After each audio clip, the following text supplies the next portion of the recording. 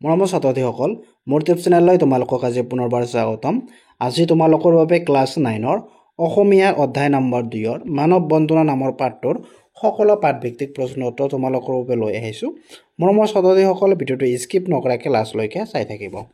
অনুশীলনীত 1 নম্বৰত দিয়া আছে চমু উত্তৰ লিখা। ইয়াৰ ক নম্বৰ কুৱেশ্যনটো হৈছে মানুহেই পৰস্পৰ বোলা কথাষাৰৰ অৰ্থ কি? ইয়াৰ উত্তৰ হ'ব মানুহেই পৰস্পৰ বোলা কথাষাৰৰ অৰ্থ হ'ল মানুহে সকলো জীৱতকৈ শ্ৰেষ্ঠ পৰম সত্য। বা এইটো তোমালোকে লিখিব পাৰা মানুহেই পৰস্পৰ কথাষাৰৰ দ্বাৰা কবিয়ে বুজাব বিচাৰিছে যে জীৱ হিচাপে মানুহ সকলোতকৈ শ্ৰেষ্ঠ। মানুহৰ ওপৰত আন কোনো শ্ৰেষ্ঠ জীৱ নাই। খ নম্বৰ কুৱেশ্যনত দিয়া আছে মানুহক মায়াবী জীৱ বোলাৰ অৰ্থ কি? ইয়াৰ উত্তৰ হ'ব এই সংসাৰত মানুহৰ আগমন আৰু গমন এটা চিৰন্তন গতি, অৰ্থাৎ মানুহৰ জন্ম আৰু মৃত্যুৰ চিৰসত্য। ই যেন এক প্ৰকাৰ মায়া সদৃশ, সেয়েহে মানুহক মায়াবী জীৱ বুলি কৈছে। বা তোমালোকে এইখিনিও লিখিব পাৰা মানুহক মায়াবী জীৱ বোলাৰ অৰ্থটো হ'ল মানুহ হৈছে মায়া বা মোহ থকা জীৱ। মানুহে পৃথিৱীৰ মোহ এৰিব নোৱাৰি এইখন পৃথিৱীলৈ পুনৰ জন্ম লৈ আহি থাকে। গ নম্বৰ কুৱেশ্যনত দিয়া আছে বাদ্য অৰ্ঘ্য লৈ মানুহক পূজা কৰাৰ অৰ্থ কি? ইয়াৰ উত্তৰত হ'ব কবিৰ মতে মানুহ হৈছে নৰৰূপী ভগৱান। এই নৰৰূপী ভগৱানৰ সেৱা কৰা মানুহৰ প্ৰথম কৰ্তব্য। মানুহক সেৱা কৰাটোৱেই হৈছে প্ৰকৃত ধৰ্ম। সেয়েহে কবিয়ে পদ্য অৰ্ঘ্য লৈ মানুহক পূজা কৰিব দিছে। বা তোমালোকে এইখিনিও লিখিব পাৰা কবিৰ মতে মানুহ দেৱতাতকৈও শ্ৰেষ্ঠ। কবিৰ মতে মানুহক এৰি আন কোনো দেৱতাক পূজা কৰাৰ কোনো কাৰণ থাকিব নোৱাৰে। সেয়েহে পদ্য অৰ্ঘ্য পূজাৰ সকলো উপকৰণ লৈ মানুহকেই মানুহে পূজা কৰা উচিত। কথাফাকিৰ জৰিয়তে কবিয়ে মানুহৰ শ্ৰেষ্ঠত্ব প্ৰতিপন্ন কৰিব বিচাৰিছে।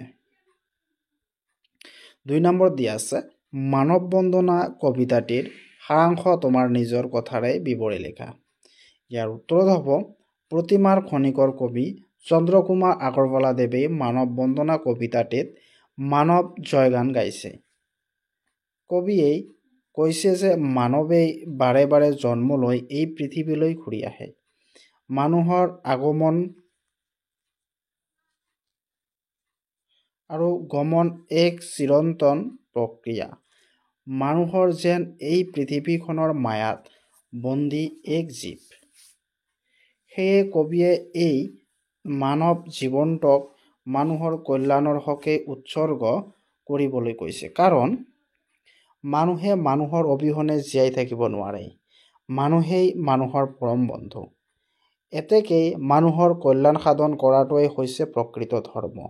জীৱশ্ৰেষ্ঠ মানৱেই নিজৰ মানৱীয় কৰ্মৰাজিৰেই এই পৃথিৱীখনক স্বৰ্গতকৈ অধিক সুন্দৰ কৰি তোলাটো কবিয়ে কামনা কৰিছে। কবিৰ মতে মানুহ নৰৰূপী ভগৱান। এই নৰৰূপী ভগৱানৰ সেৱা কৰা মানুহৰ প্ৰথম কৰ্তব্য। সেয়েহে কবিয়ে পদ্য অৰ্ঘ্য লৈ মানুহক পূজা কৰিবলৈ কৈছে। 3 নম্বৰত দিয়া আছে এই যে পৃথিৱী স্বৰ্গতো অধিক মানুহৰ নিজাপী ঘৰ কথাষাৰৰ অৰ্থ বুজাই লিখা। ইয়াৰ উত্তৰ হ'ব এই যে পৃথিৱী স্বৰ্গতো অধিক মানুহৰ নিজাপী ঘৰ। মানুহৰ নিজাপী বুলি কবিয়ে পৃথিৱীখনক কথাকে বুজাইছে। কাৰণ মানুহ সদায় এই পৃথিৱীখনতেই থাকিব লাগিব। এই পৃথিৱীখনৰ প্ৰত্যেকটো বস্তুৱেই অতি প্ৰয়োজনীয়। আমি প্ৰত্যেকেই ভাল বেয়া সঁচা মিছা সুখ দুখৰ অনুভৱ এই পৃথিৱীখনতেই মানুহৰ মাজতেই পাওঁ। সেয়েহে মানৱক ভাল পোৱা কবিয়ে এই পৃথিৱীখনক স্বৰ্গতকৈও অধিক সুখৰ আলয় আৰু মানুহৰ প্ৰকৃততেই নিজৰ ঘৰ বুলি কৈছে। 4 নম্বৰত দিছে তাৎপৰ্য ব্যাখ্যা কৰা। ইয়াৰ ক নম্বৰত দিছে মানৱী জনম দিয়া উঠুৱাই মানৱী কৰম হতেই মানুহৰ মৰম বুজাব মানুহেই ধৰম যে মৰমতে। ইয়াৰ উত্তৰ হ'ব উক্ত কথাফাকি আমাৰ পাঠ্যপুথিৰ অন্তৰ্গত প্ৰতিমাৰ খনিকৰ কবি চন্দ্ৰকুমাৰ আগৰৱালাদেৱৰ মানৱ বন্দনা নামৰ কবিতাটিৰ পৰা তুলি দিয়া হৈছে। মানুহৰ পাৰস্পৰিক মৰম চেনেহৰ জৰিয়তে যে এই মৰমতেই সৰগৰ সুখ লাভ কৰিব পাৰি, এই কথাকেই কবিতাফাকিত প্ৰকাশ পাইছে। মানৱবাদী কবিয়ে কবিতাটিৰ মানৱৰ জয়গান গাইছে। কবিতাটিত কবিয়ে এই মানৱী জনমটোত মানুহৰ সেৱাত ব্ৰতী হ'বলৈ উপদেশ দিছে।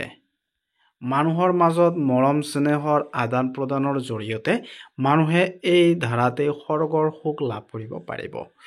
মানুহৰ মাজতে থকা পাৰস্পৰিক মৰমকেই কবিয়ে প্ৰকৃত ধৰ্ম বুলি কৈছে। খ নম্বৰ কুৱেশ্যনত দিয়া আছে মানুহেই দেৱ মানুহেই সেৱ মানুহ বিনে নাই কেৱ। কৰা কৰা পূজা পদ্য অৰ্ঘ্য লৈ জয় জয় জয় মানৱদেৱ। মানুহেই দেৱ মানুহেই সেৱ মানুহে বিনে নাই কেৱ। কৰ কৰ পূজা পদ্য অৰ্ঘ্য লৈ জয় জয় জয় মানৱদেৱ। উক্ত কবিতাফাকি ৰোমান্টিক কবি চন্দ্ৰকুমাৰ আগৰৱালাদেৱৰ দ্বাৰা ৰচিত মানৱ বন্দনা নামৰ কবিতাটিৰ পৰা তুলি দিয়া হৈছে। মানুহে মানুহক দেৱতাৰ জ্ঞান কৰি সেৱা কৰা প্ৰসংগত উক্ত কবিতাফাকি উল্লেখ কৰা হৈছে। এই পৃথিৱীত মানুহেই হৈছে নৰৰূপী ভগৱান। এই নৰৰূপী ভগৱানৰ সেৱা কৰা মানুহৰ প্ৰধান কৰ্তব্য। এই সচৰাচৰ মাজত পৰম শক্তিৰূপে জিলিকি থকা মানৱ সত্তাক সেৱা কৰাটোৱেই হৈছে মানুহৰ পৰম ধৰ্ম। সেয়েহে কবিয়ে পদ্য অৰ্ঘ্য লৈ মানুহৰ পূজা কৰিবলৈ কৈছে আৰু মানুহৰ জয়গান গাবলৈ কৈছে।